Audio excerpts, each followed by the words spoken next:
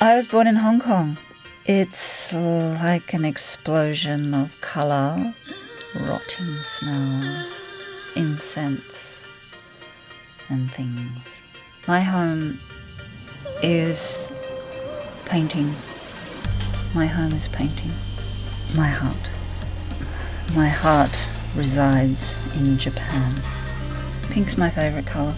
Pink is the sexiest colour. Not sexy pink.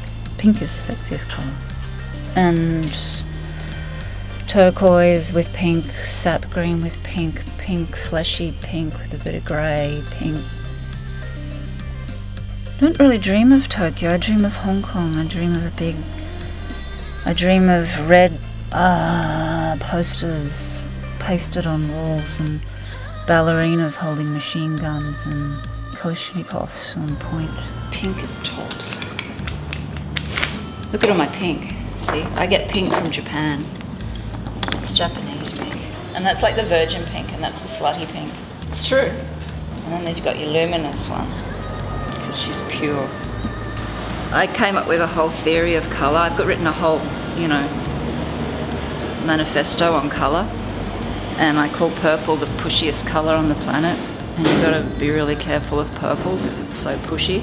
Because if you put purple on it, you're screwed, because then it's just like you have to work around it. I don't know how the Catholics do it. It's like chicken feet suspended in fireworks in a cacophonous Chinese opera.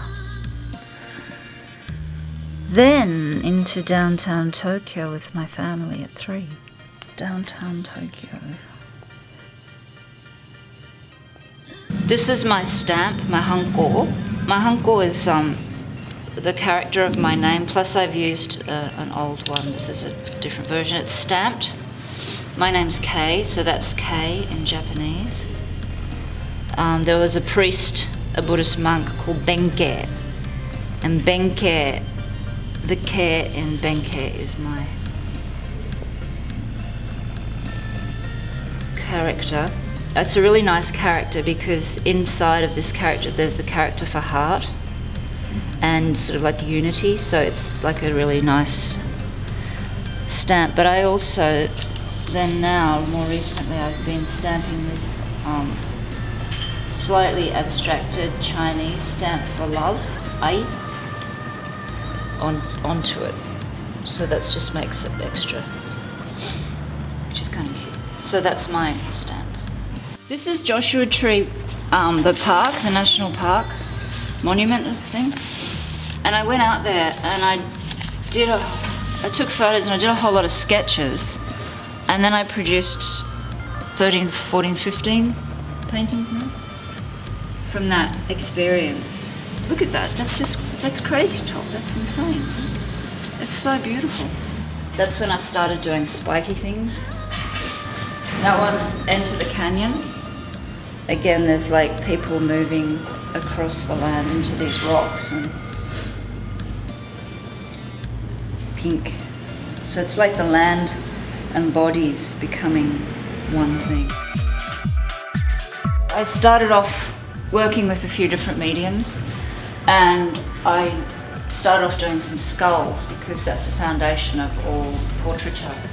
And I was using the substance called shellac that I learnt to use in films, and no one else was actually working in this way. All of these portraits are about people with dementia or people that care for them, and you begin to feel like you're a ghost almost. So when you deal with someone with dementia. So I wanted to capture that sensation of being in limbo and not really being in one world. So they have this otherworldly quality where there's kind of like a washed outness. I used the same method with the shellac. So I did a triptych portraits of my mother when she was in her final stages of her disease. And what I found happening was I was becoming more and more abstracted in my work. It was becoming more and more evidenced in these areas, and even within the portrait itself, it was like I was diving into the molecular structure of the human form. And as I dove further and further and further into it, my work became looser and looser, and that led to me becoming very abstracted in my work. but based in anatomy. Anime, manga, zen, metal kabuki, surreal colours of seasons only I dream about, and flavours and mysteries and ghosts. I went on a very long journey and I ended up painting very big paintings and very colourful paintings because I started using different kinds of paint. I wasn't just using oil paint, I started using enamel paint because it has a completely different texture to oil paint, and I wanted to try it out, durability, see what would work. This is called Life, and the idea is that there's a constant pulling and pushing in life, a constant toing and froing, and that's kind of what painting's like. You're always grappling and problem solving. So there's a yin and yang, if you will.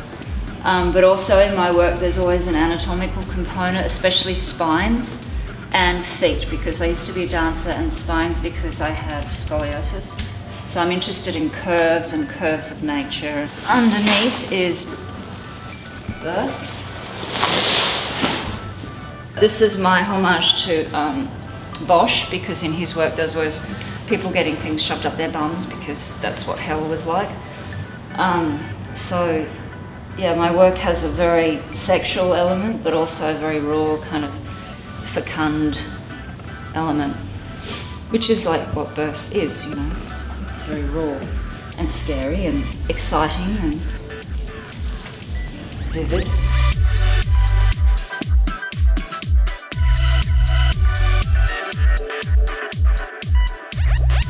Last 3 months in Sydney, I did these series of drawings. Because I didn't have anything around me to really work with, I went internally and worked on anatomy. It's like Frida Kahlo doing self-portraits. Like I do anatomy of myself and general anatomy because I like it. But I abstract it, so I call it new anatomy. I have scoliosis. I had to wear a Milwaukee brace for a few years, a leather corset with 3 metal poles going up it. I think it crushed my anatomy, and it made me really interested in what it did to my anatomy. I became obsessed with anatomy, internal organs moved around by the skeletal system and how that affects everything that balances out in your body, so that what you have on the inside comes out and is expressed on the outside.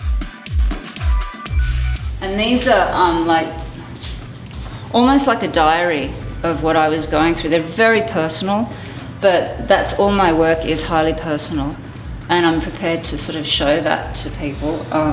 For example, that's the day my dog had her rabies shot. It's called the rabid chihuahua. That's the day I sent a pornographic video to my boyfriend for his birthday, and it's called the pink striptease.